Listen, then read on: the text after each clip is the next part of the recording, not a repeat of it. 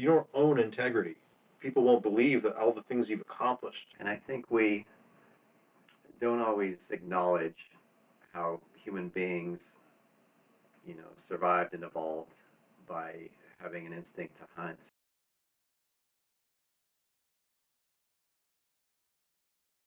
Name, call sign, and affiliations.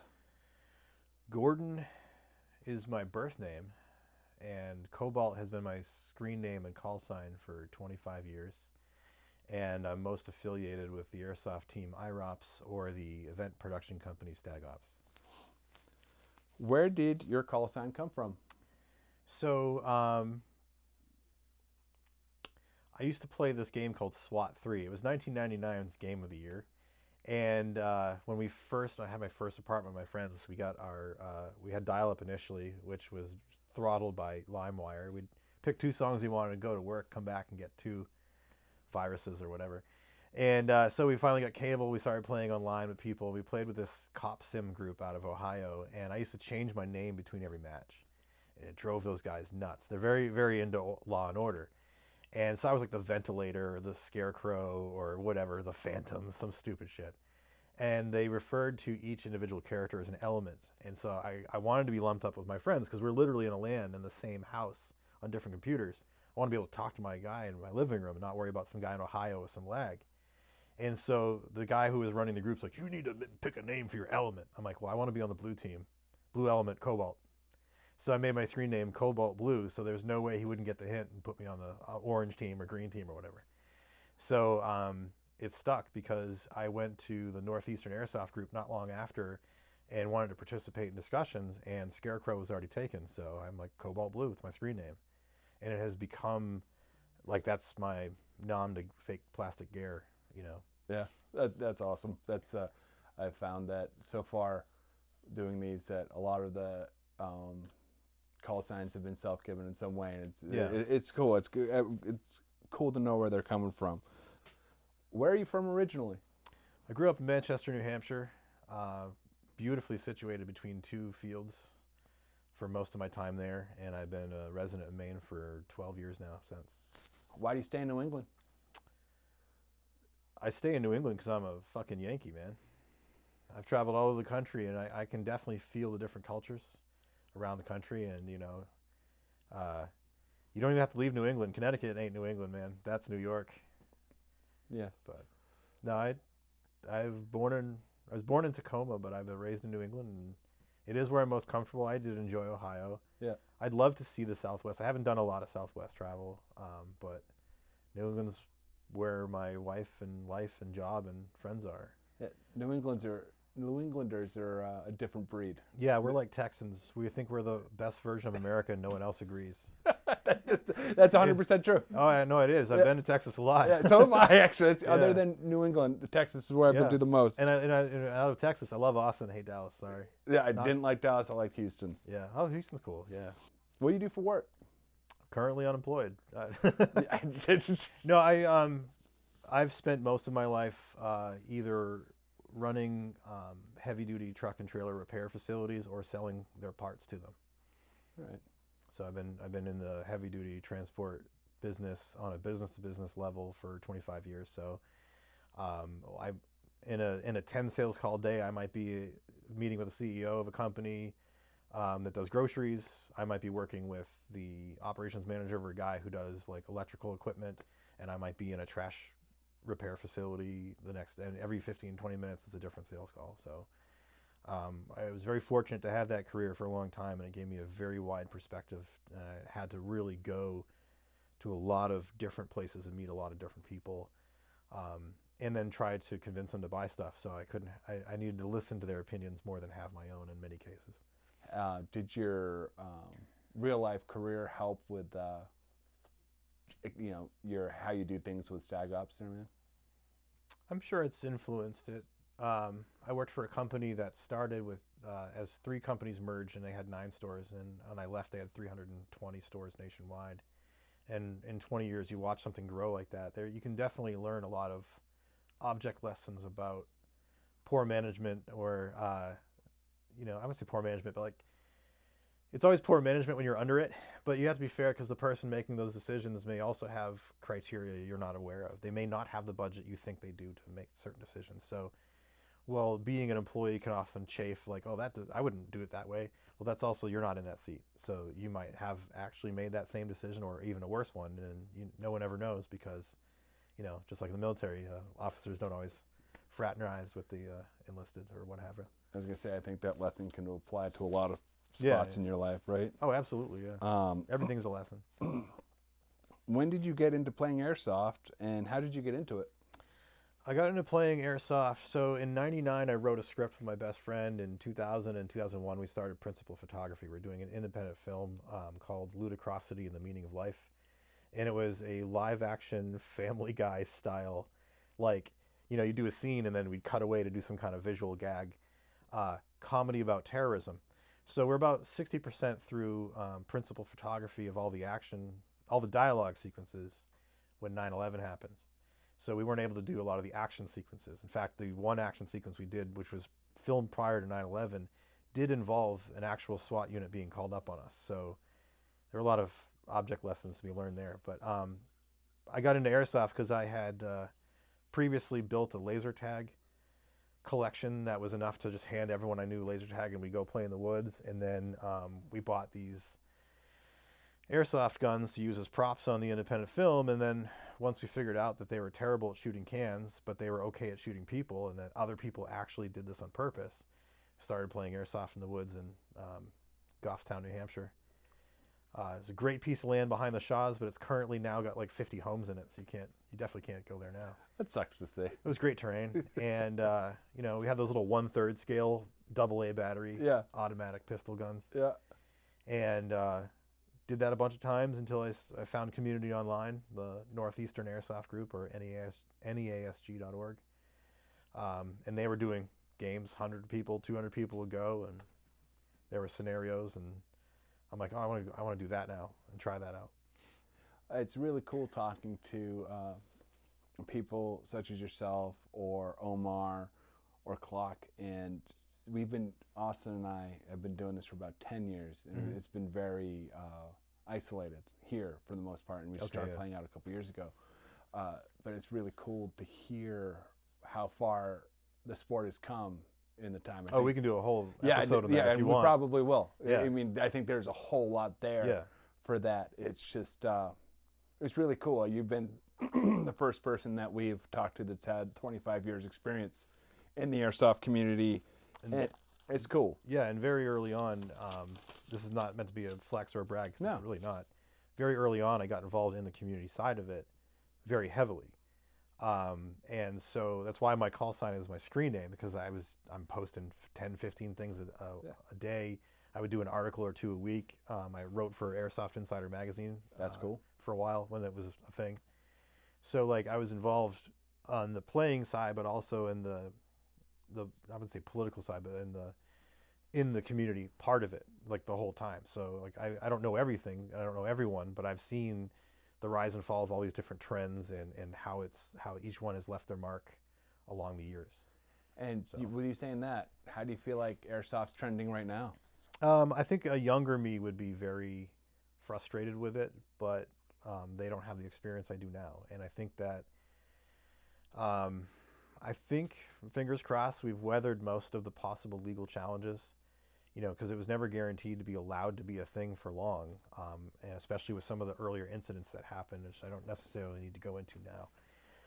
But I was part of 3 different movements to cancel legislation in gun-hostile Massachusetts, of all places, that would have made it illegal to simply possess Airsoft as you transited through the state, let alone play it. Wow. And we were able to shoot those efforts down by pure grassroots. We had no money, no backing from any other groups. We actually turned down several groups that wanted to represent us for fees that we didn't have as a community.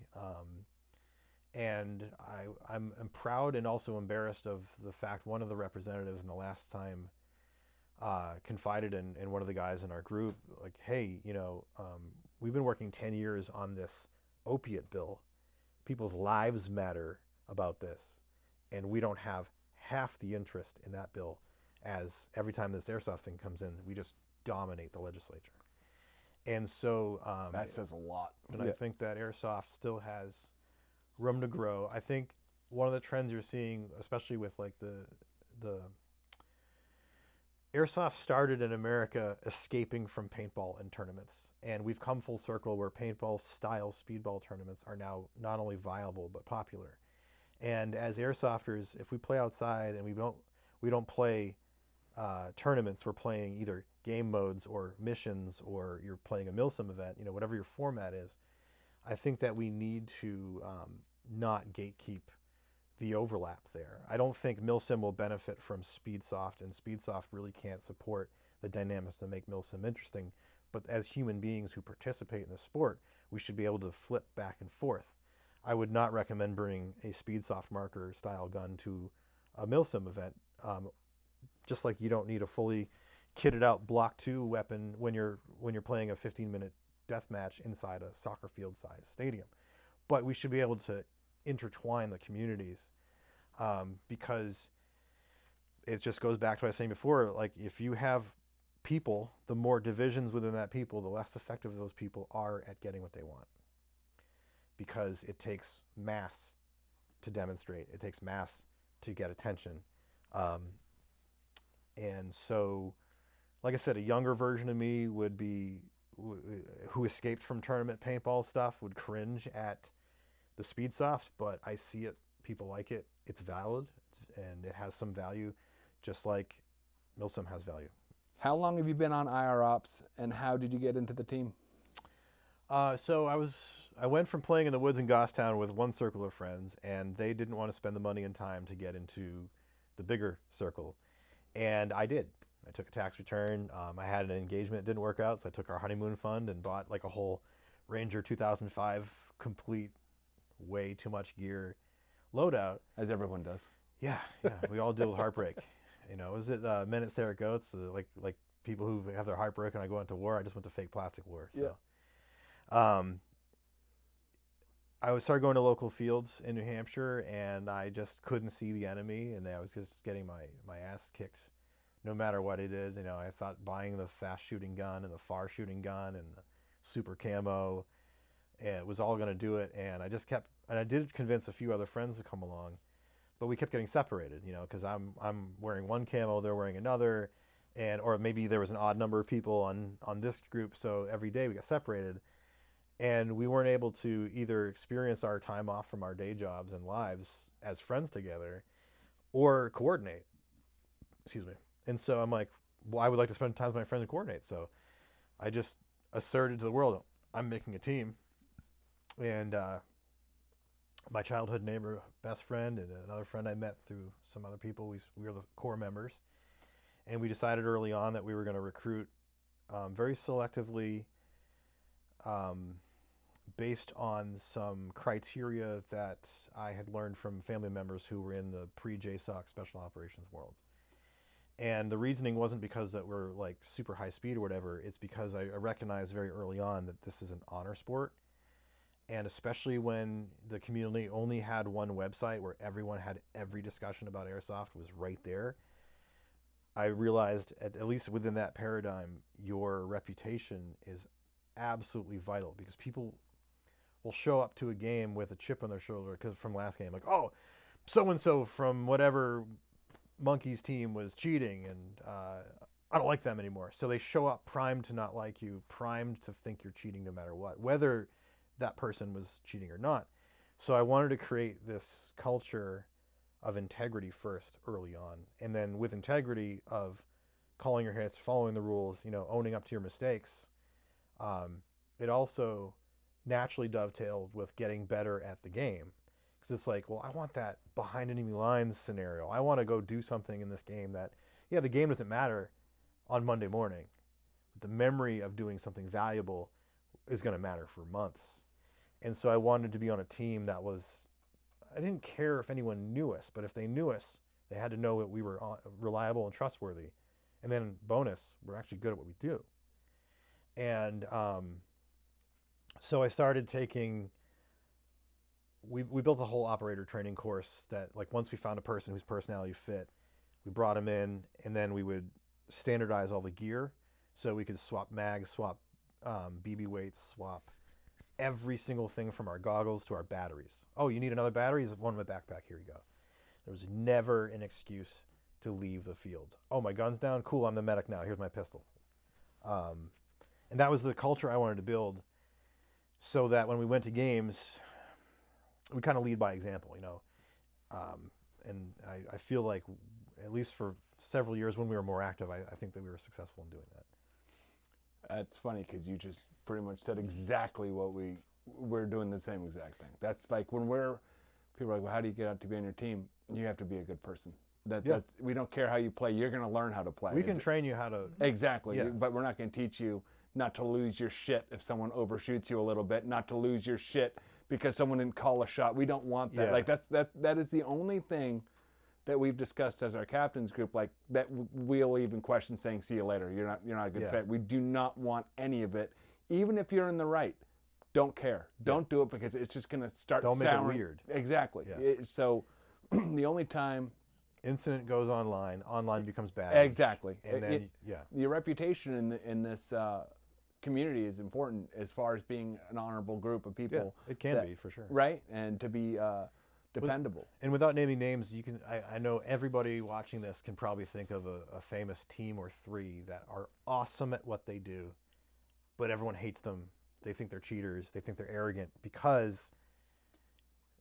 And people in the real world who do this at a high level for real do have a sense of well-earned arrogance about it. But this is still fake BB wars. Exactly. And so you just have to have grace, man. You can't come in here like I'm the hottest shit in the world. And then you prove it. Good for you. No one likes you afterwards. Yep. And so they're going to make it their mission to hurt you or something or whatever. Or worse, you're really good at what you do, but if you don't own, I'm not saying sell, but if you don't own integrity, people won't believe that all the things you've accomplished are actually real. They think that you're just cheating. And I have a lot of close personal friends who've been in this game as long as me or as close to as long as I have. And they belong to teams who were absolute hitters, who delivered results. But some of their members had that rage out. Some of their members went too many steps after they shrugged a hit off and then called it. Or that kind of stuff is so simple to not do, but people still do it. And it haunts them forever. Yep. You know, and again, I won't name names, but there's people on the national scale, Of course. whose team name is half revered, half a joke. Yep. For that very reason. Yep. And I've worked with some of them, and the one I'm thinking of in specific, we did a project with for a reality show that never happened, and this is 15 years ago, and they already had that. Like the real world, there was always one character in the real world that was a jerk to everyone. Puck. Yes, you can't have your team be Puck from the real world, right. and nobody born after 1985 knows what that is. No, that's right. You and I know. Yeah, that's fine. Do you know what Puck is? Okay. Yeah, maybe after 1990, there might have been on reruns. I don't know. But. So, what does IROPS stand for? Irregular operations. And if you ever hear a flight attendant or a ground crew in an airport say that, go get yourself a cup of coffee. It's going to be a while. When I founded the team, it was a different lifetime. I was engaged with someone who worked in the airlines, and an IROPS to me sounded like a military acronym, but it means that the airplane ain't flying on time. It is an irregular operation, and so they have a series of contingencies, the airlines do, when an IROP happens, that they have to do all these checklist stuff. And so generally speaking, they don't usually talk about it in front of the audience, but if you hear that at an airport, you have time to wait in line and get some food. Because someone has to come down, fix something, and then the FAA has to certify that it's airworthy. And so I thought it was the perfect mix of something that's messed up and hasn't gone to plan. It sounded like a special operation thing, even though it really wasn't. So I wasn't taking something from the real military and my fake warfare. And it was irregular operations. That's Perfect. us, you know. You're 100% right that it sounds like a acronym. 100%. 100%. So that's as soon as you said that, I'm like, I need to ask why that's the thing. Yep. That's awesome. Oh, we had those big police name tapes made. If you wear that in your back, people think that's like a serious thing. And it's like, I believe it. It's not. everything you're saying, I think, is so important for people to hear. You know, and Well, thank you. especially someone that's been in the community for as long as you have been. You know, even just, you know, we're the same age. I'm in this community, and I'm not even saying the community. I've been playing Airsoft for 10 years, but I've only been in the community for 2. Yeah. You know, and it's so beneficial to hear you talking about it and the things that you're saying. You know, we already try to, as a team, try to set an example of being honorable and stuff of those things, because the more that people start doing it, then I think the better, hopefully, there's always going to be shit people. It's just going to happen. Or misperceptions, too. Yeah, exactly. You think you're hitting a guy or not, or you think your gun's better than it is and it isn't. But already, just hearing you talk, I'm like, okay, what can I change about how I'm doing? And that is because from someone that's been here for so long in the community, it's so important to be able to pass those lessons along, you know, and hopefully even if 10 people out of, let's say, 50 take to what you're doing, that's a huge deal, because then the people that they're around will start being like, hey, yeah, that's the right way to do it. And I totally was that freak out guy for my first 2 years going to fields. Who hasn't been one time or another? Oh, yeah. I remember I turned a corner and got a 203 to the face, like, you know, the clouds. And the dude that did it instantly shrank to 2 inches tall and was like, I'm so sorry. I didn't see that because I backed off the corner. And then you get shot in the face, you get mad, or I do. Yeah. You know, and I lost my cool. I turned the corner like I was going to fight that guy. That guy just came back from 2 tours in Iraq and 1 in Afghanistan. Is currently, well, I haven't heard from him in 10 years, 5 years now. He went into the Green Berets. So yeah, there's no universe I was coming out of there less than a pulp, more than a pulp rather. So like that was September 2008. That was the last time I had an on-field freak out, and that was late too, because I had already recognized that was a problem I needed to fix in 06, and I thought I had it tamped down, but that was just the time that got me. Yeah, and it's gonna happen. And it was no big deal. Like those BBs, yeah, it's a cloud of them, but they're like, he was aiming past the building. It was a poor timing issue. Yeah. The cloud doesn't have that much impact. No, I know they don't. You know, I don't know if you can see it on camera, but the only scar I've ever gotten, I got shot right here in January of 2019 in the winter at the old UBG, the last year it was open. And we had the sun at our backs. We had an elevated position. I'm firing through a port. I know exactly what's going on my right and my left. We have a whole squad set up, overlapping fields of fire, and we are just reaping souls. And I see movement out of my right, and it's too close to be an enemy at this point. So I'm like, bro, you need to be looking the other way. Shot me, like, from me to you with a fully tuned gun, and it was bleeding everywhere. There's actually blood on my gear somewhere. I mean, it's faded now. It's been like 6 years. But and at that moment, I'm like, okay, I fucked that up. What is Stag Ops? Stag Ops is... Yeah, sorry, hold on. We'll start that again. It's like a mouse? Or That's a bird clock. That's a bird clock okay, that I got. I mean, if you're running off the mics, it probably isn't catching it. I'll still ask anyway, because it definitely got our attention. Okay, yeah. We always like, Bird. Right. What become is... cat. What's up? sorry. No, Scene. dude, you're totally good. Don't, like, as I said to you, this is not a professional thing. Like, farthest from. Some of this stuff will definitely end up at the end of the video after all the stuff, just because it's funny as fuck. Yeah. But yeah, don't apologize for shit. This is totally not professional, right? Gotcha. All right. All right. Right. Pull it in. Lion face. Lemon face. Ooh. All right. What is Stag Ops? Stag Ops, in the sultry tones, is only the finest. I'm sorry. Yeah. No. I'm really happy you played off how I just said that. Stag Ops is strategic, tactical, airsoft gaming operations, because we didn't put a name on what we were doing for the first 8 years, and then as we started to grow in popularity, people were like, well, how can I learn more about it? Like, guys were traveling from all over the country, and in some cases from other countries, and later other continents, and they needed to know how to learn about what they're going to get into, and they couldn't just rely on the Northeastern Airsoft Group being the only source for that information if they didn't know it existed, because they're not in the Northeast. So we rebranded in 2014 as Stag Ops, and it was originally, people referred to my games either as irregular operations, because of the association with IROPS, or Cobalt Games, or Cobalt Milsim.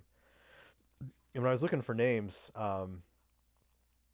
there's a Cobalt Milsim is like a really high-end team in Britain. They already had a website and everything, so I couldn't use that. And it's 2000, 11 and 12, I was working with Masato and later Black Sheep Milsim.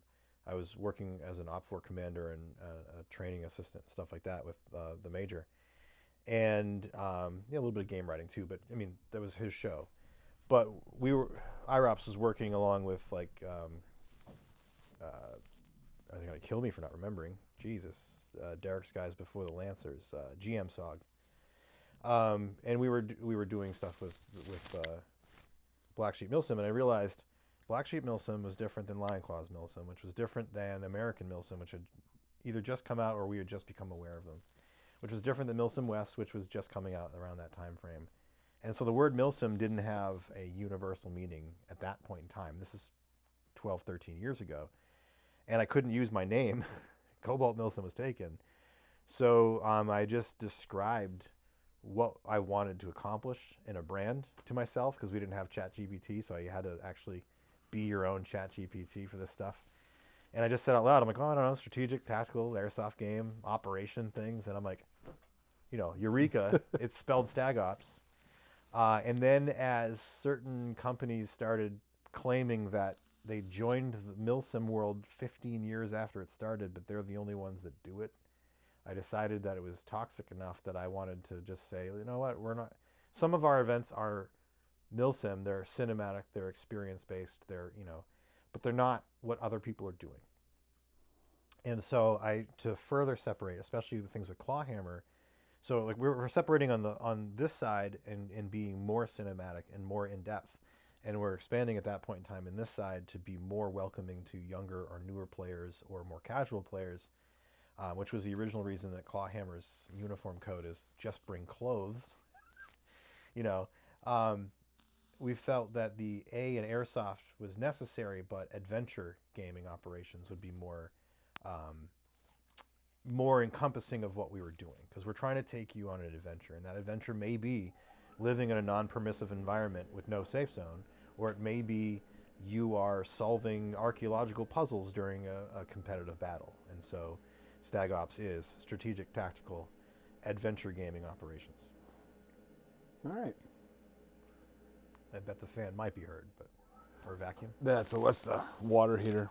Yeah, actually, I think it kicked off last time too. Like, these don't catch a lot. Yeah, they usually don't catch anything extreme, but we were reacting to it, like the bird. It was a bird. What is Northeast Airsoft Group? Never heard of it. Is it still a thing? No, it is not. So okay, so that's why I'm asking you. I just wanted to say, like, so just like being in the community for the last 2 years, very quickly, I knew what Stag Ops was. Right. Yeah. Very quickly. Never heard of Northeast Airsoft Group, so that makes sense. So the Northeastern Airsoft Group it started as chat rooms in the 90s. And this goes back to the birth of Airsoft as we know it in America. So basically, the Airsoft pellet, the 6mm plastic ball bearing, which is what BB stands for, was invented, I believe, by Crossman in the 70s. But because America doesn't have a gun culture where you can shoot people for fun at that point in time, there was no market for a smoothbore weapon that couldn't hit a tin can or something at 50 feet, like most BB guns, which the gun culture in America, you would give a 10-year-old kid a BB gun and they could totally reap squirrels in the backyard or pop cans or whatever. That was normal. You wouldn't shoot each other with steel BBs.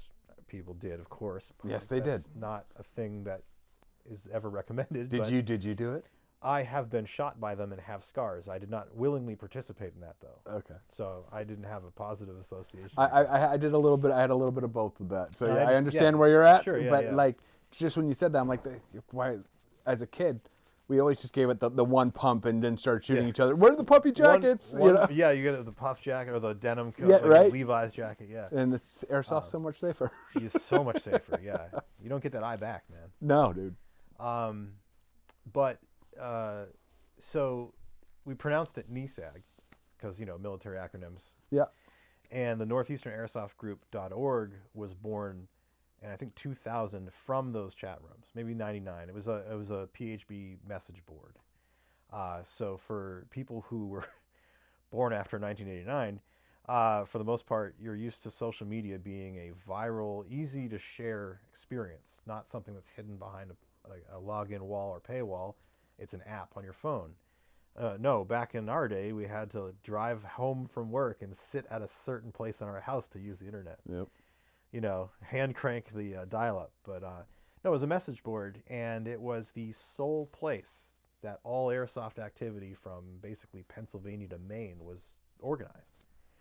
Because there was only about 4 fields at that point in time, because they were all paintball fields or people's backyards that they would convert either for a weekend for airsoft or, in the backyards case, develop for airsoft.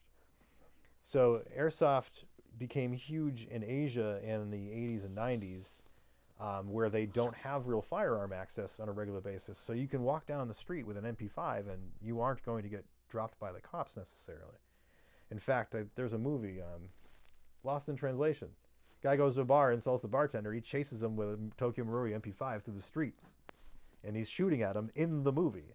And it's like, I remember watching that with friends, and they're like, why is he shooting him with a gun? I'm like, that's just pellets. The whole crowd would have fallen over. And it would be a totally different movie if that was a real MP5. Yeah. So in the late 90s, you have a lot of guys who were stationed in Europe and stationed in Asia, where, you know, in Germany and Sweden and Britain were getting airsoft before we did.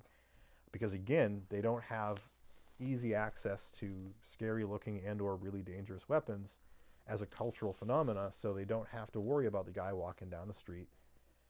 If you're at a red light on a Monday going to work and a dude is in full camo with a full battle rattle and an AR, like an M16, walking down the street, it ain't deer season, you want to get out of that intersection, you know what I'm saying? Yep. And that's not a problem in these other countries. So gunplay was very different. It gets to America in the late 90s as these guys who were, you know, further deployed come home, and that is a wild amount of dogs running. Yeah, so we start getting airsoft into America as veterans come back from, you know, their 90s era deployments, and there's nowhere to play, and there's no way to meet, so they start forming their own groups. And so you have a cluster in New England, the Northeastern Airsoft Group. You had a cluster in Texas, and you had a pretty big cluster in Southern California, because obviously there is a connection to Asia, Asian markets, and Asian cultures in California much more than up here in the Boston market. And so we get everything last. Yeah, well, we were one of the first communities. Really? In fact, when nesg.org was still a website you could go to, it was the first recorded instance of the word milsim. No shit. Yes. And so what ends up happening is these guys are all veterans. We had legit, no lie, JSOC dudes as the original founders of this group. We had guys with the spear. We have the guys who are on that unit. We have guys on that other unit right fucking there. That's cool. Some of them would go back to work very quickly later when 9/11 happened. Some went on to be Fox News contributors for a while, that kind of stuff. And so there was a real hardcore of the game starts Thursday night when you arrive, and you're living in the woods until Sunday, and it will be the worst, best time of your life. That's what Tolcom was when it started. Tolcom was the unifying place for the whole Northeast, and I'm including Pennsylvania and New Jersey in this. Cousins Paintball in Long Island, New Jersey's a little bit older because they were already paintball. Tolcom was basically an orchard and old farm that was in this family for generations, and the National Guard used part of it. So they said, well, cool, that's how the guys knew it was there. So teams would buy their own cabins or office trailers and have them on site. So it's one thing to go, oh, I'm a field regular, I'm just going to go to this field. It's another to build a house on it. That's awesome. And some of those cabins are still there, and I mean, 25 years later, disrepair. But Yeah. Northeastern Airsoft Group, nesg.org. I was a staff member from 2007 forward, and I was the primary admin from 2009 forward until it closed in 21 because the owner, for reasons I've never heard, just didn't re-up it. All right.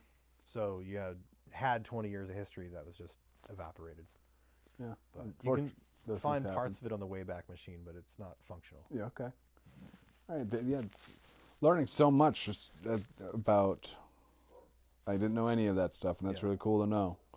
In the last couple of years, we did have an app, and it could do push notifications, but it was trying to fit into the social media landscape. The forums are a way better resource because you can search them and see, okay, maybe you don't care what someone said 3 years ago about something, but you know we're coming up on Spring Offensive 17, if you want to know what happened at 10, Yeah. you can't. You could Yeah. back then. Yeah. You know? But I digress. Yeah, you're fine. We're gonna swap batteries in a minute. Yeah, I can get a sorry. couple more questions in. All right. When did you realize that you wanted to run games? There was a major news event in 2005 that someone had the brilliant idea of turning into a game, and everybody traveled from all over to play it. And when you showed up to that game, it was a fun experience, but it was horrendously broken because there was way too many people on that field. The game just outsold itself, right? And also you had multiple cultures coming together that played Airsoft differently. So some people thought other people were cheating when they were just playing the way they usually played. And finally, not a god dang thing about that news scenario actually ended up happening. I don't know, there was a dispute between one of the producers and his friend, and the friend didn't show up, and they didn't bring the props, so they had to buy different props on the way to the game at the dollar store or something. And I don't want to pick on anyone because they were doing the best that they could with a bad situation.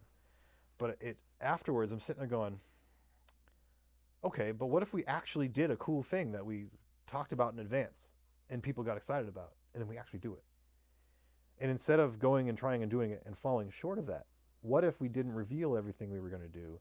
And so when you showed up as the player, you do the thing you expect to do, and then other stuff happens, and you're like, whoa, like, I want that, like, whoa moment. I want that Keanu Reeves, whoa, like, I want to entertain and exceed expectations. And I don't want to pick on anyone because that was the best thing we had at the time. But like, I saw the potential of Airsoft to tell stories and evoke emotions, and I wanted to pursue that. All right. That's perfect. How many games do you think Stag Ops has put on? 56. There's no thinking there.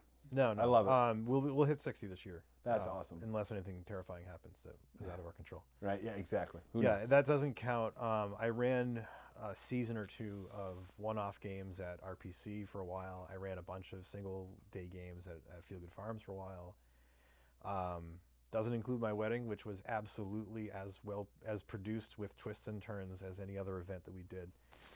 But that's just purely games that either Cobalt and IROPS did from 2006 up to Stag Ops in 2014 to now. And there's patches for all but 3 of them, which were training events. What goes into planning a Stag Ops event? When we launch tickets, it's usually 6 to 8 weeks before the event, and we already have between 3 weeks to a month and a half of planning at that point. Because we start from a position of wanting to exceed expectations, and we don't always land. Sometimes we do make mistakes and stuff gets messed up. But because our intent is to exceed expectations, I never announce something that I don't positively have done. I don't say, oh, we're going to have this awesome prop in 6 weeks, and then life happens, and 6 weeks later, you don't have the prop. And so when we drop tickets, we try to make it 2 months for the event to give people time. But I don't do pre-sales, which as a business is terrifying because we could really use the revenue in those off months. But there's too many ways that can break if you try to plan 6 months ahead, and I don't want to handle that. But it's safe to say that there's at least a month of planning, probably 3 to 4 hours a week as a group, and then probably another 3 or 4 hours a week for me alone between the meetings before we launch tickets. And then guaranteed, there is an absolute 3 to 4 hour meeting every single week for the entire ticket sale process, or that whole time before the event. And so it's a bit of a time commitment from the guys. At any given time, we have between as low as 5 and as many as 30 people that are running the event with us. So like coordinating that's hard. Not everyone can make every meeting, but it's expected that you make most of them. And we have a mandatory, we call it table read, the last week before the event, where every single one of us reads as if we are an actor reading a script. The games aren't scripted, but everyone has responsibilities on a timetable. And we make sure that we can play that in miniature. Obviously, we don't spend 2 days or a 2-day event doing it, but we bullet check to make sure that all the documents add up, because some events can be upwards of 80 to 100 pages of document on the admin side, like references and schedules and stuff. And then also because no one person can proofread all of that. I do read everything that we write. I write everything for the most part, but sometimes you make a revision in one document and it doesn't translate to the other, and then you have two different versions of reality. You can't have that. So the short version is a lot of work goes into it. I know it doesn't always feel that way sometimes. Some games don't land the way we think, but that is what we do. And that's the whole point of that question is you guys put in a lot of work, man, and that needs to be recognized. The people that care to take the time to recognize that it's like that's something I'm really trying to get across, so people aren't such dicks about it. Like it's gonna happen. It's obvious, but people need to realize that you're taking a lot of time out of your personal life to plan this shit so people have a good time, and you really put thought into it to make sure it's a great experience, and you really care about it, and it's very evident. So, people need to realize that. I do have a quick aside, and you keep it, don't keep it, whatever. But I started as a recording engineer, and digital audio. Of course, I'm old enough to remember when everything wasn't digital first. Right. You used to record audio tape. You'd master to a stereo mix on analog or digital, and then you distribute analog or digital. Analog being cassette tape or album, and digital being CDs back then. So as more and more digital technologies started earlier in the recording process, people felt that the sound quality wasn't as rich. That's why people still buy record albums or vinyl today. It's because they want to feel that warmth that comes out of it. So the short version, because you're not, or the audience may not be audio engineers, is in order to trick the ear into thinking you're hearing an infinite point of sound wave, which is an organic wave, you have to record one sample of the bottom of the wave, one sample of the top, and the lowest frequency the human ear can perceive is 20 hertz. So the lowest frequency is 40 samples per second. The highest frequency the human ear can hear is 20,000 hertz, which means you're recording 40,000 samples per second. It's like watching a movie. You make 30 frames per second, and then the action doesn't look choppy for the most part. Video games, I think, is like a 60 or 100 frames per second because there's a different redrawing process. But the idea is you play a bunch of slightly different things close enough, fast enough, and you trick the ear, you trick the eye, and that's why you can enjoy recorded media. Think of an MP3 that has a low bit rate, and your cymbals are clank, clank, clank, and your acoustic guitar is jangle, jangle, and it doesn't sound good. And that's what early digital was triggering people to hear sometimes. And it's because in order to save data space, some brilliant engineer, the guy who was doing the best he could with what he had, who invented digital recording, goes, well, if the lowest I can hear is 20K or 20 hertz and the highest is 20K, I'll record exactly that spectrum so I don't have to have extra data, especially the higher frequencies. I mean, 40,000 samples a second is a lot of data when you're dealing in the floppy disk world and a thumb drive is space age technology. There is a point to this. It does tie to Airsoft. Yeah, I can sense where you're going. When you think of it like listening to a recording from the 90s versus something recorded last year, how much louder the newer recording is. And so you have to remaster the old music for the same floor volume. That's a different science I won't get into, but best thing that was available at the time, but we've come up with better things. And so when I was in recording school, and this is in the 90s, they were just learning that in order to fool the ear, you had to capture harmonics that you can't sense. They still have to be in the recording. The reason, if your dog barks 100 hertz bark and you hit a 100 hertz note on a piano, the reason you hear a dog as a dog and a piano as a piano is because their harmonics vibrate differently. And that's what your brain interprets as, oh, that's a piano, that's a dog. When you're missing the harmonics you can't hear, your brain can't make sense of the sound as good, and it's unpleasing. So how this ties into event running and Airsoft, my personal philosophy being, you had back in the 90s to record sounds you couldn't hear at volumes you couldn't stand in order to make sure the product you actually produce sounds full and vibrant and good. And that stuck with me this whole time. And so we produce a simulation of a conflict in miniature of an alternate reality. Whether you engage in that content or not, you'll know the content is there because you're in it when you look around and you see these other little details that no one's bringing your attention to, but they're there if you look.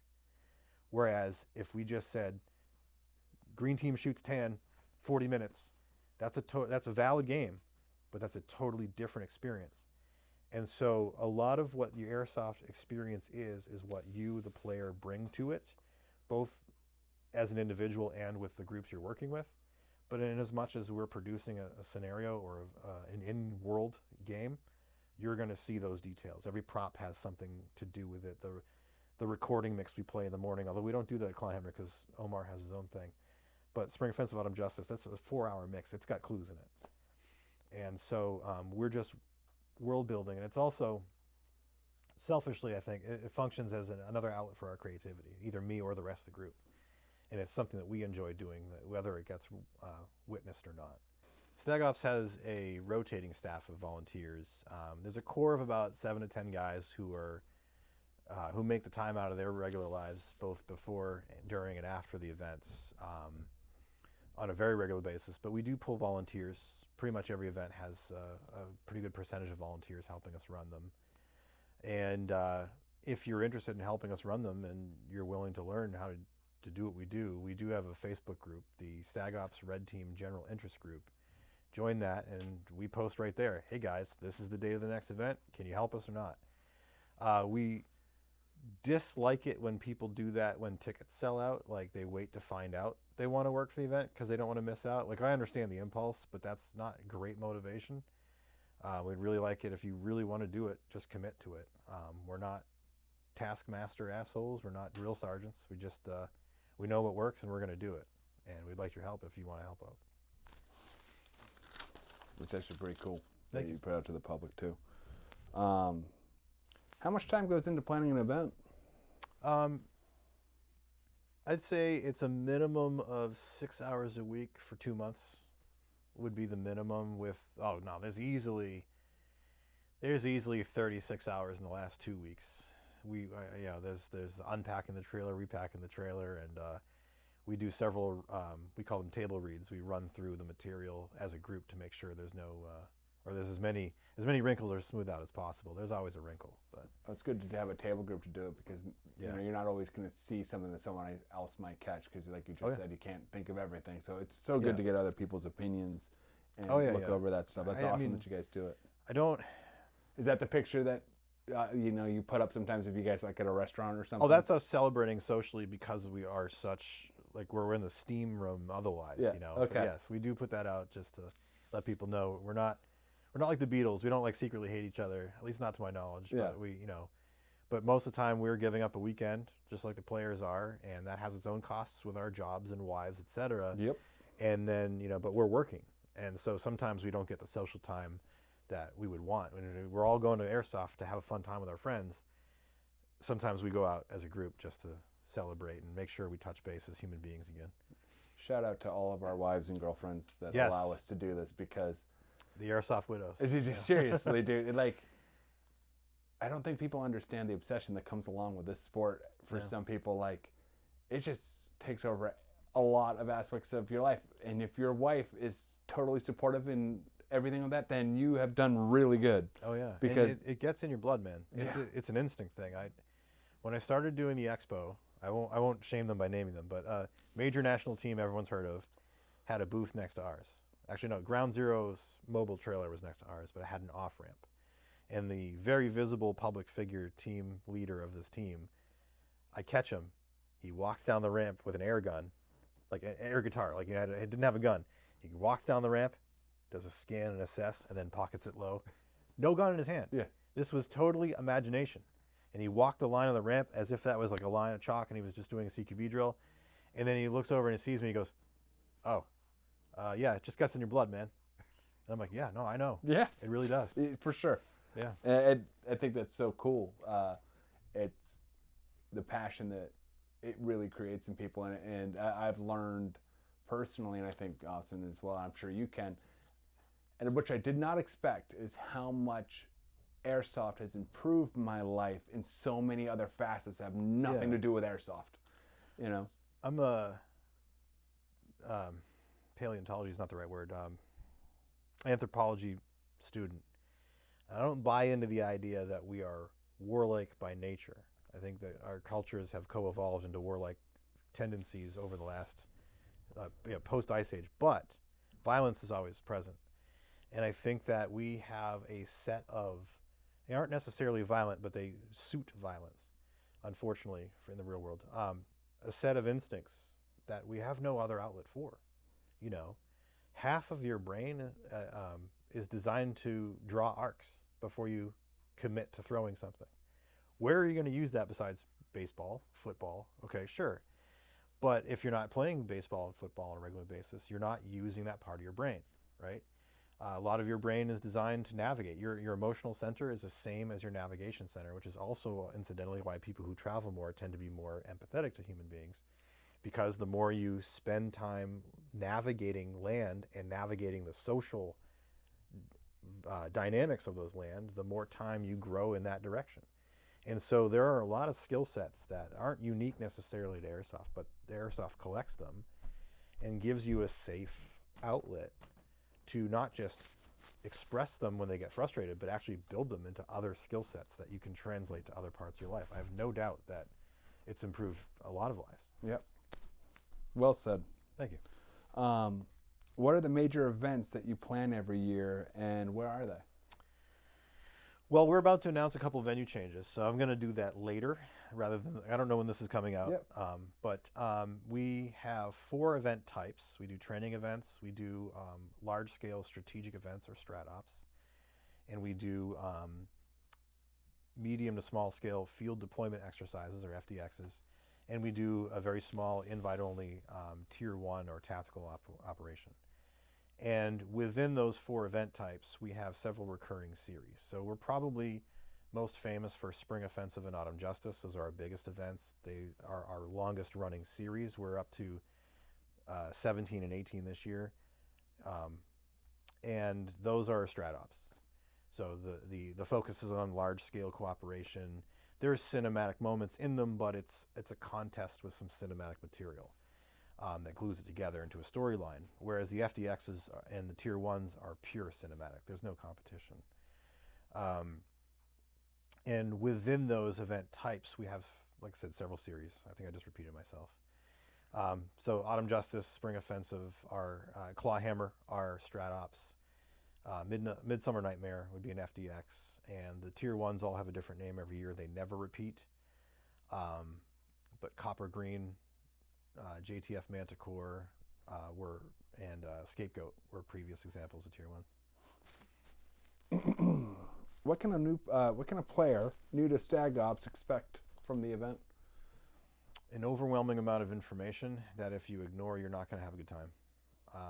A casual disregard for customer service that comes with the New England culture compared to other parts of the country, for sure. It's not that we don't care about your experience. We very much do. It's just that if you ignored all that information because you're just going to shoot shit or you're just going to airsoft, you're going to airsoft no matter what, but you're not going to understand what's going on. So we indoctrinate players for each event. So as soon as we have information about the event, we'll put out a warning order, which is an increasingly complex document over time that says what you need to plan for, what you need to bring, what uniforms are kosher, with pictures, because we always get a lot of questions about that, and what the general vibe of the event is, the basic storyline, where the last chapter left off, etc. And then you buy a ticket, you get added to private planning groups. We sell the tickets between 6 and 8 weeks before the event, so you can be planning the event's warn order material 6 weeks in advance. And that is a core hallmark of everything we do. If you don't like that, we're probably not the event producer for you, because you will then, 2 weeks before the event, get an operations order. And I will tell you right now, I'm giving away a secret. That's 80% of the event. And you will not understand the remaining 20 if you don't read the op order, not just by yourself, but as a group with other people that you intend to go with. We do not believe in airsoft time. We have no time for your bullshit if you do not arrive ready, full stop. And we're giving you all the tools you need to arrive not just ready, oh, I have my gun and my batteries are charged, I got my water and I'm in the right uniform. You should know what unit you belong to and what your first order tasking is for the first scenario, like a professional. I have been doing this 25 years in the community, and I talk to a lot of airsofters from all over, and everyone always comes down to the same 4 or 5 things.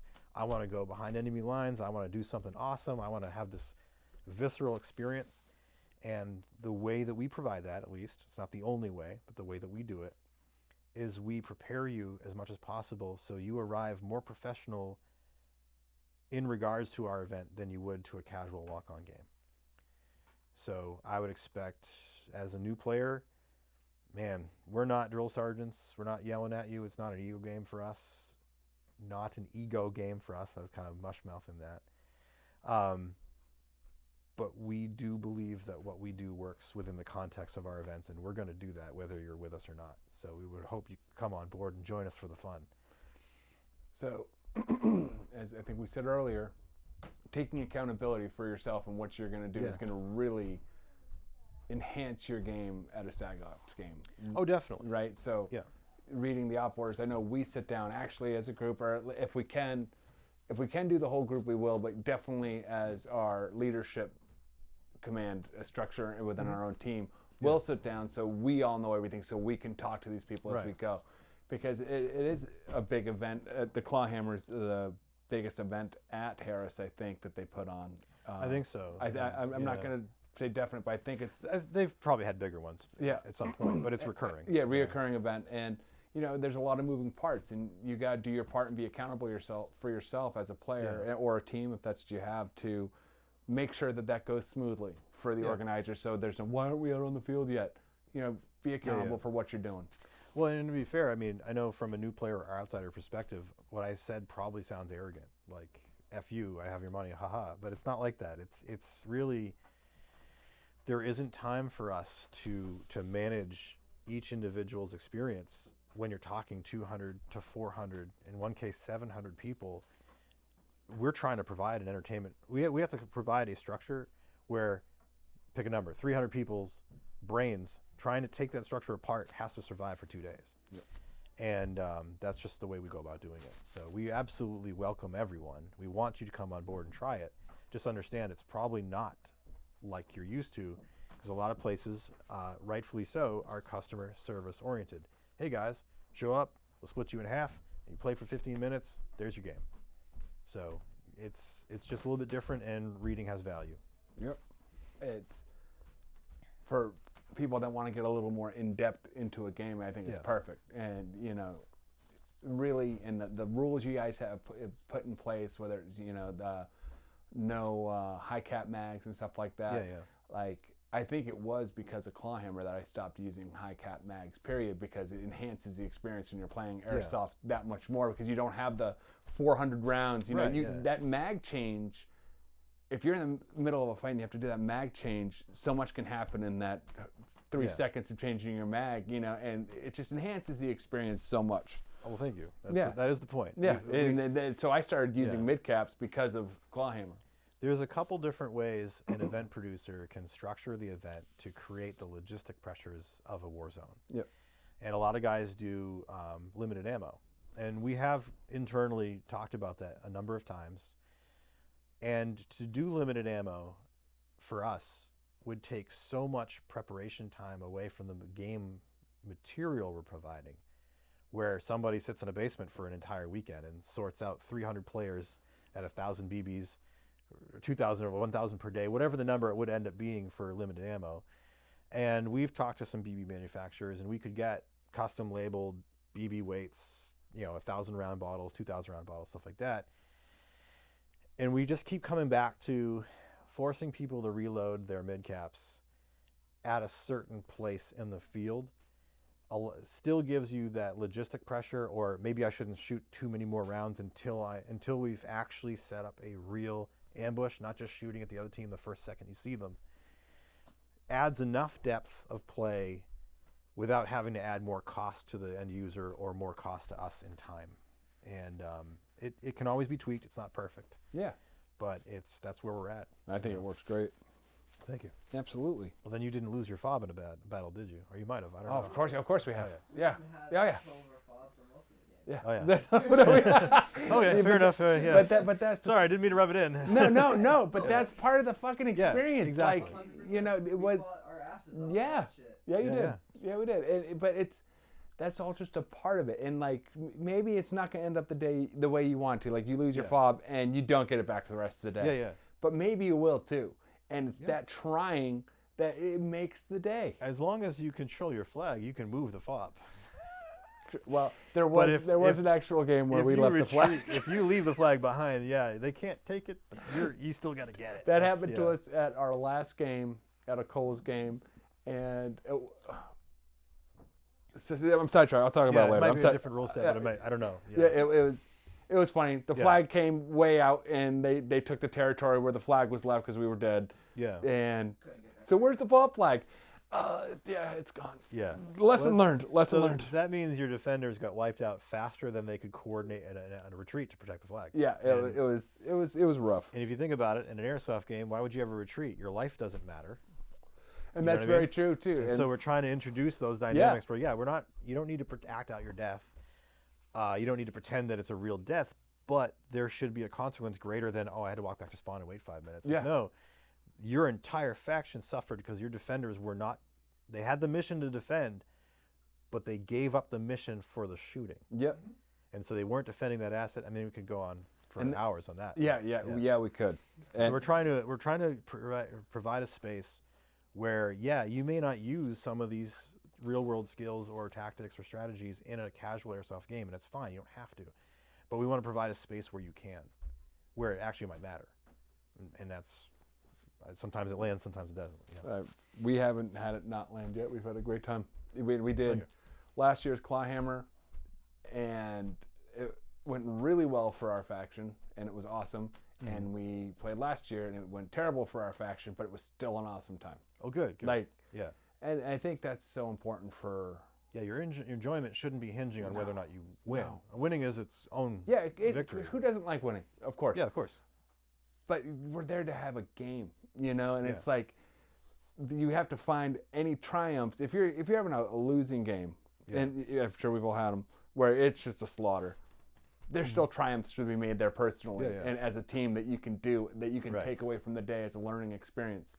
Oh, yeah. And we definitely had that at this last year's Clawhammer, and it was still a lot of fun. And some of the guys were, so we're definitely going to play Rebels next year. And I'm like, no. That isn't the answer. No, we're staying where we're at because we like being the underdog, and let's see if we can contribute to, Chasing victory by not changing your tactics but changing your team is not going to provide you with happiness in your life, man. Exactly. It doesn't work that way. No, exactly. What do you love about Airsoft? What keeps you coming back to it? Like I said earlier, it gets in your blood, man. I thought that person was a little bit of a clown sometimes, but that when he said that, I was like, you know what, he's right. It gives you an outlet to experience just part of your evolutionary past that you don't have a safe, consensual, legal outlet for in polite society for very good reasons, and it's exciting. And I'm also I strip down my experiences and AAR the heck out of everything anyway. And building that habit came from Airsoft, but it translates into every other part of your life too. And being able to just see if I can still do it at this point, you know what I mean? Like, this is 25 years of a sport or game where people usually last 2-3 years and then they get pissed and quit, and finding the next new thing is a big part of it too. I definitely enjoy Midsummer, where I'm embedded with the players as an actor, in part because I have blank weapons, and so the way we do blanks is different than some other people, and the way we do it is all I can do is make everyone hit the ground. It doesn't actually necessarily create casualties, so I'm actually unarmed in the denied space that the players are in, and relying on them for my protection. So I'm sleeping out in the woods with the rest of them. Sometimes I'm getting woken up by sniper fire, and I get to experience the same thing that I'm also inflicting on players in a cinematic way. That's a lot of fun. What is your favorite platform and why? Weapons platform. Oh, yeah. I have to say the MP7, but I'm on a team that standardized the AR mag 15, 16 years ago, so it would be the CQBR length M4. I think if you're on a team, and when you were talking earlier about your team dynamics and the things that you expected from your team that would work, exact same way that we're pretty much standardized on the AR mags and platforms as well. because you should be, if you're in a fight, give each other a mag or whatever, you should be able to do that. Yeah, batteries, mags, everything should be interchangeable. There's a reason the military doesn't just let everyone buy their own stuff. Right? No, and it's paid off a lot in a lot of different games. And, the ability to say, oh, I'm out of mags, and someone can just throw you a mag. You don't have to go to the parking lot. Right. Or if you're using a fob rule, you don't have to take all 12 of you and move back to a certain place, so you can just put BBs back in your container. Right. And go back out again, possibly losing that. Being able to stay in the fight as a group is so much better for the experience for each individual, even though when you first start a team, everyone's got a different pistol and no one wants to buy another pistol. You know what I mean? Like, you have to have those arguments carefully, because it's real, we're not being issued this stuff. Yeah. But yeah, everyone, it was easiest to run AR mags, and everyone knew how to work on V2 gearboxes for the most part. And if we all standardize to at least the magazine, then the one G36 guy can just get the magwell adapter, you know. And so we were able to have some variety. So we standardized magazines, we standardized batteries, we standardized, I don't think we ever officially did a pistol, although when the Tokyo Marui MEU 1911 came out, half of us bought all those. So I think we kind of got into 1911s for a while. I run Glocks in real life, so I just use a Glock now. It's in there somewhere. Yeah, yeah. Yeah, same one. Yeah, exactly. 1911s and Glocks. I don't want to have a different muscle memory when someone's in my house. Yeah, exactly. That's a good point. What is your favorite piece of kit? Well, favorite in terms of enjoyment has to be the night vision goggles. I grew up in a military family, and I can comfortably walk in the dark. I'm not worried about the dark whatsoever, but it is so much easier when you can see. All right. And so night ops have been a part of my events since the very beginning in 2006. And we did not see players bring night vision goggles until 2011 at the earliest, and it was like 1 or 2 guys. We didn't start seeing teams bring night vision goggles until 2013 or 14. And that was usually bleeding down from the bigger milsim events. Because we try to construct a space where newer players and experienced milsimmers can travel and enjoy the same event, which is why we have the weird way that we do it that requires your buy-in.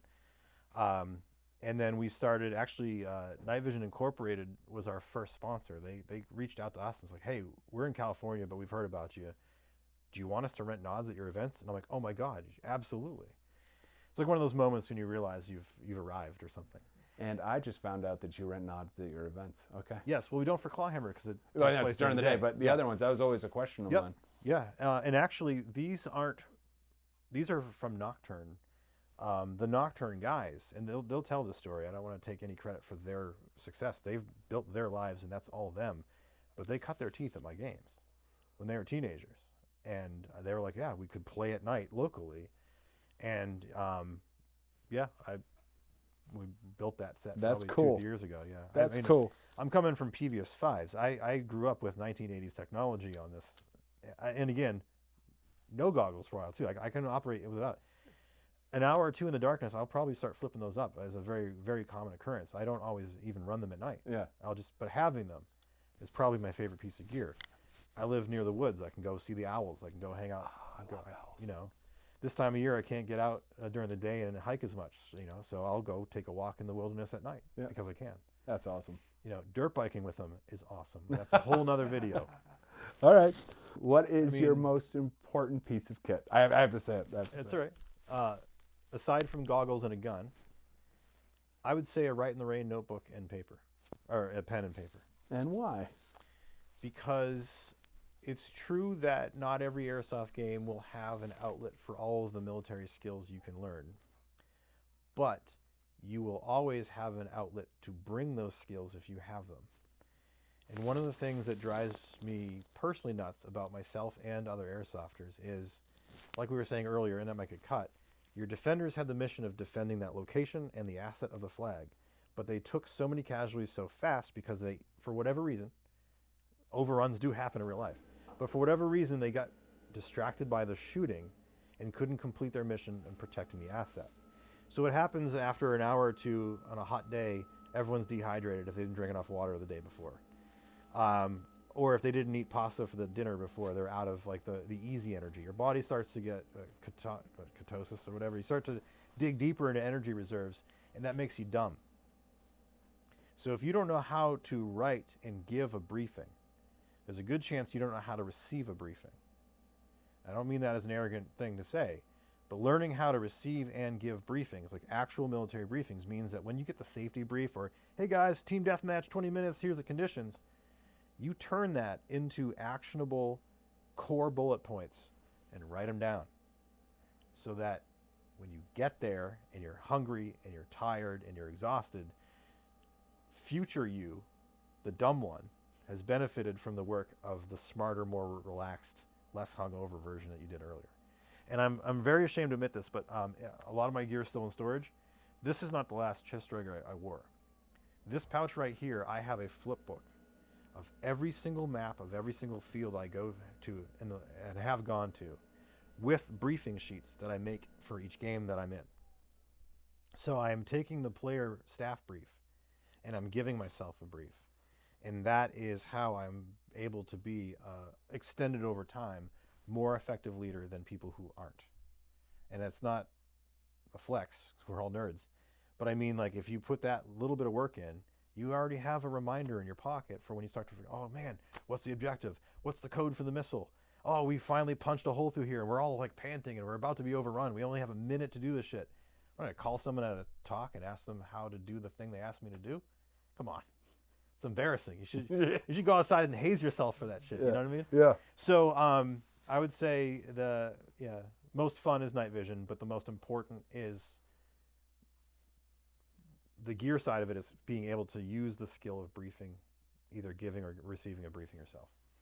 And write in the rain, pens work in the rain. Write in the rain, paper works in the rain. Shit, they work with Sharpies and they work with pencils too. So, pardon me. No. So they're very handy to have. Not what I was expecting, but 100% on point. That's it. That was good.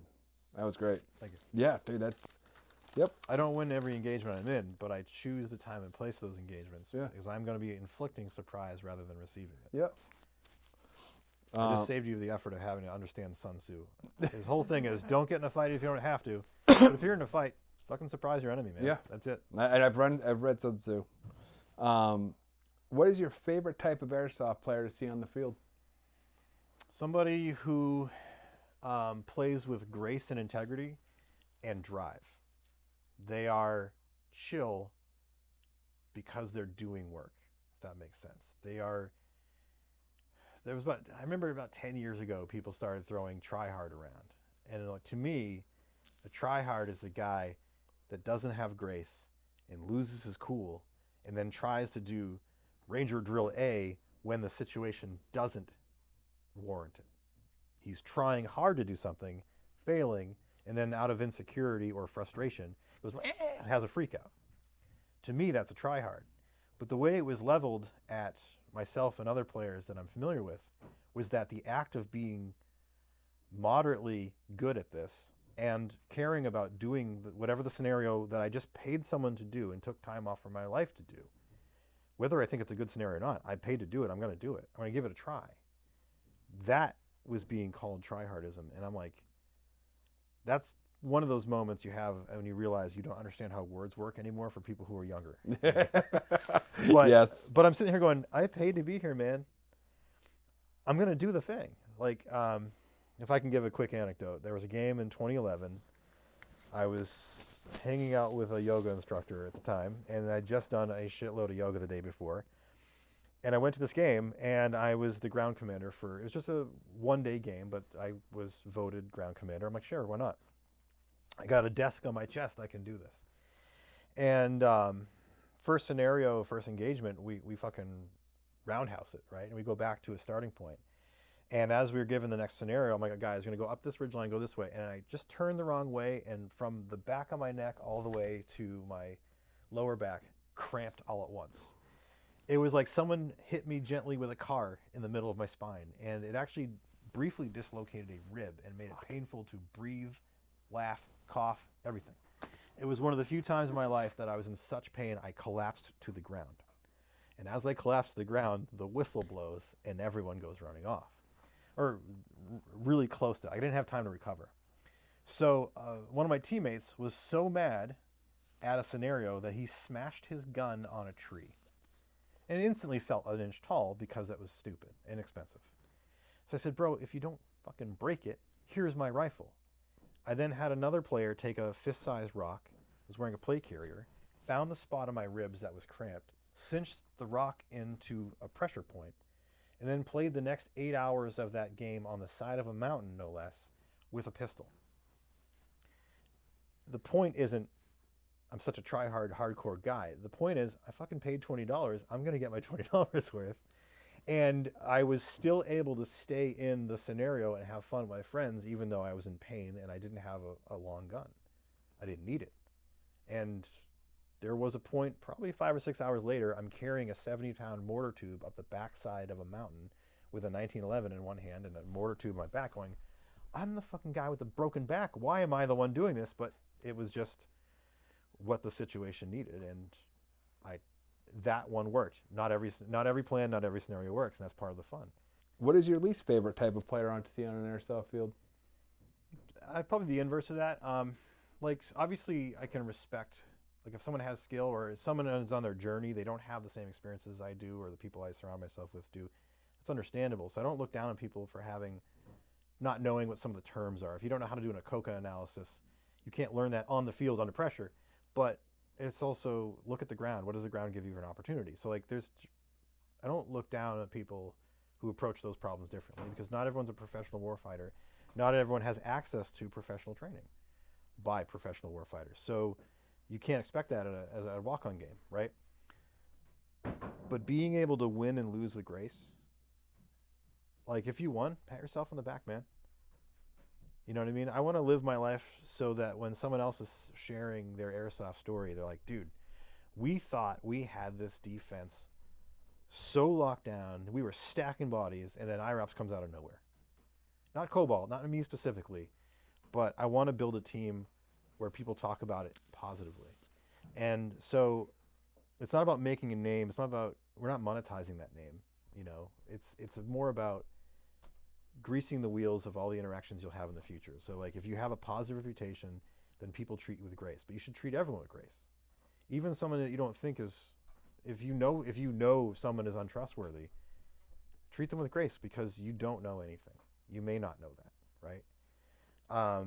And so players that I find distasteful are the ones that are the version of try hard I described. Someone who's earnestly trying to apply something, but it doesn't fit because they haven't learned how to recognize when to apply what tool. So it's like if someone gives you a box of hammers and bolts and screws and stuff, and they're like, okay, you have a toolbox, but do you know how to hammer without smashing your thumb? You'll learn that right quick once you've tried it a few times. But, like, there's value in the abstract, the logos, over reality, but logos and abstract is never more important than the reality. So trying hard to fit something that doesn't exist in reality, save yourself the effort and frustration and just don't. Look at the reality. What is the reality saying you need to do? But that's a personal frustration. I think there's a little bit of ego in that. I think what I really dislike are people who either win without grace or lose without grace. The people who are having a tantrum about a game. And we all get frustrated. We all, blurt something out. But the people who are, like, committed to it, like, that doesn't mean anything to anyone else on that level. What do you hope to see more of in the local airsoft community? Well, building off the last, I'd like to see more training opportunities by people who know how to train. It's not a dig at anyone. I just mean, like, if you're going to take someone's time and attention away from a game so that they can learn how to play that game better, there should be some value in that. And it doesn't have to be by a book. There is no book for airsoft training. It's not a 1-1 scale to the real thing, but a lot of the real things will work. You just can't learn it just from a book. You have to learn it by doing it. You have to learn it by, and I learn just as much when I teach than I do when I'm learning it, if that makes sense. So more opportunities for training means that the caliber of player on average is increased everywhere. And so it's a bit of a sales pitch, but when we do offer training events, and we will be offering one soon, we always say, like, for the cost of one game, or when the day cost of one game, every game you ever play is better. So whether you're training with us or you're training with EMSADO or any other organization that offers training, or if you have a brother in the military or what have you who's willing to translate full scale into airsoft scale for you, there's absolute value in that, because not only does that give you more proficiency to do more things in a game and last longer and shoot more guys if that's your thing, it also means that you become a better opponent for other people as well. And we've watched this huge divide between the people who pay $200 to $400 a ticket plus plane and a week off from their work to play only this level of milsim because they're consumers and they know they're going to get this product. But all that talent that they have is now out of the local community. And the local community has to reinvent that talent or go without. So we should be we can't force a paying customer who has X talent to train the people who don't. But at least by playing with each other on a regular basis, there'll be osmosis there.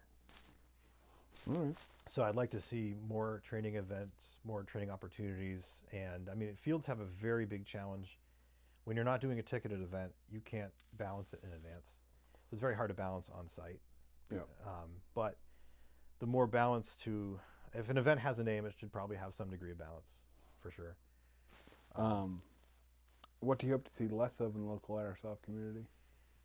The last 2 or 3 years I've been dealing with a lot of career and home stuff. So I haven't been playing that often. I've been playing probably 3 to 4 times a year besides my own events. And I don't really feel comfortable going into that because I feel like, A, I don't have the depth of experience I used to, and B, not everyone has 20 years experience. And so they're probably doing the best they can. Okay. Yeah. And I don't want to accidentally step on toes. No, that's fair enough. Where do you hope to see airsoft in the next 5 years?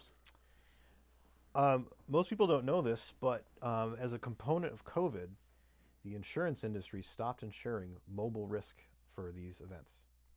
If you have 15 feet in your backyard you want to make a paintball or airsoft range out of, you can get a quote over the phone right here, right now. Because if someone gets injured, they can take your house. You can have 19 years experience of safe operations, and if you didn't have an insurance policy doing off-site, as in not airsoft or paintball specific locations, prior to that change in the industry, you're not grandfathered in. So this is why you're not seeing anyone but Milsim West, American Milsim, Third Coast. Gun Gamers were like right on that edge, and I believe they partner with some people. There's a couple other companies that are new rebrands of older companies, or their members that might be able to grandfather, or they're partnered with real estate owning asset companies who can then get the coverage they need.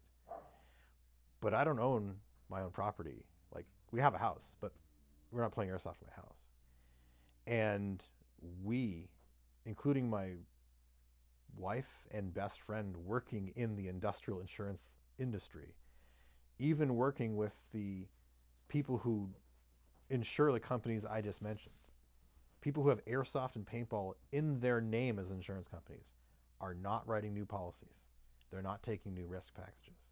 So right now you have that talent,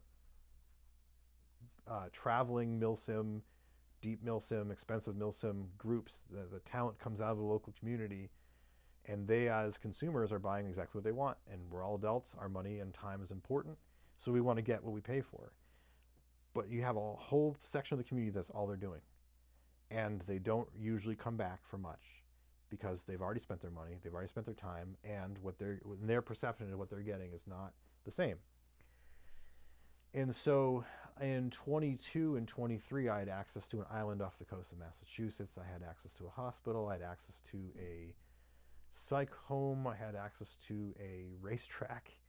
Like, we had all these places that we could do off-site, not in a purpose-built paintball or airsoft field events, and we couldn't get the policies for them. And we had people and all kinds of agencies with connections in the industry. I had major sponsors that we deal with who are national companies in the airsoft world, trying to pull their friends' networks together. As big as we are, we can attract people from other continents, But right now, and I haven't tried this year yet, but it's the last 2 years we haven't been able to do it.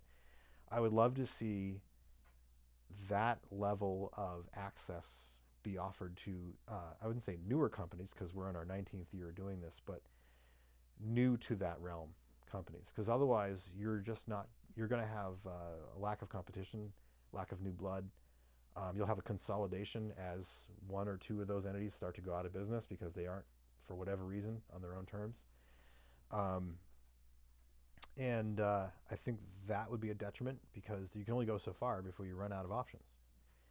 And I would like to see, I mean, selfishly, I don't necessarily need to have like 100 more production companies because we still only have so many weekends a year, but like I would like to see more of that intermediate to advanced milsim become available just by the insurance industry, you know, accepting that, you know, we're not all poking each other's eyes out every weekend.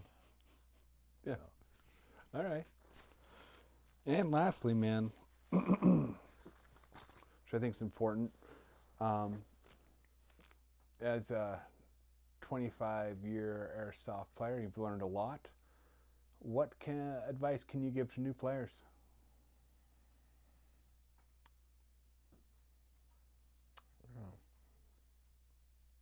I don't know yet.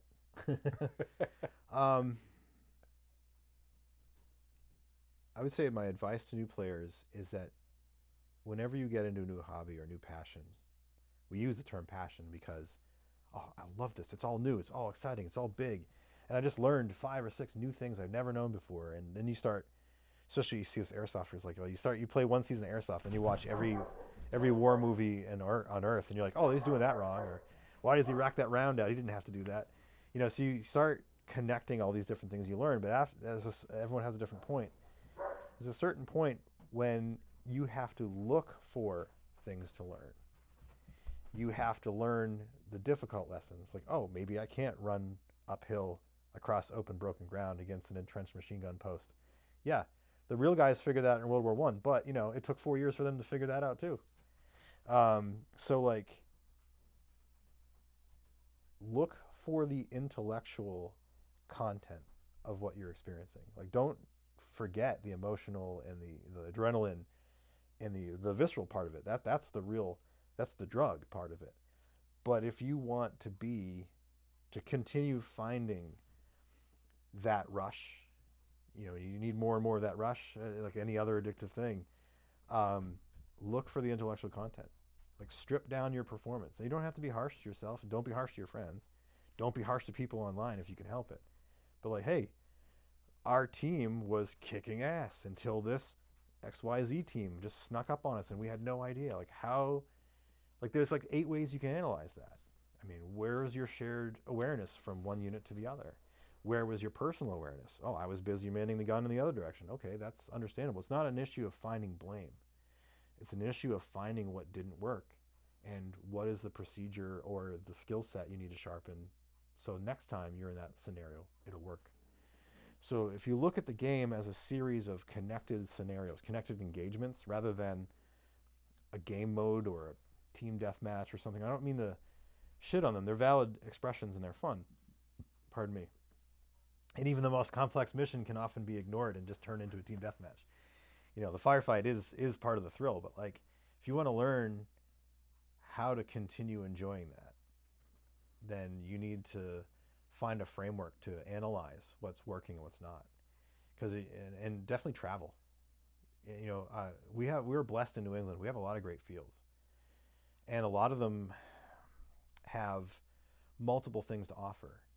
But if you are in your 2nd or 3rd year Airsoft and you're like, oh, I'm the best at XYZ field, your skills might actually not be skills that are transferable. You may not be able to sustain those over time because you know the trick corners of the bunkers, and maybe you built the bunker and you made it so you know there's a firing lane down this path or whatever. That's not a transferable skill, and you will be bored of it eventually. And so I guess this goes back to my training thing, is seek out training where you can, even if you have to train yourself by analyzing what works and what doesn't work. And if you find that to be intellectually exciting as much as the visceral stuff, well, now you're enjoying the game on more than one channel. and there'll always be something for you to learn or something to enjoy out of it. All right. Well, it's been a pleasure sitting with you today, man. Thanks. Thank you very much for coming down and taking the time out of your life to do so and having the interest. Well, thanks for having me, man. That's great. Dude, yeah. I think I can speak for both of us. It was really awesome. I learned a lot, and I'm sure anyone that watches this will as well. So thank you. I can only hope. Thank you. Yeah.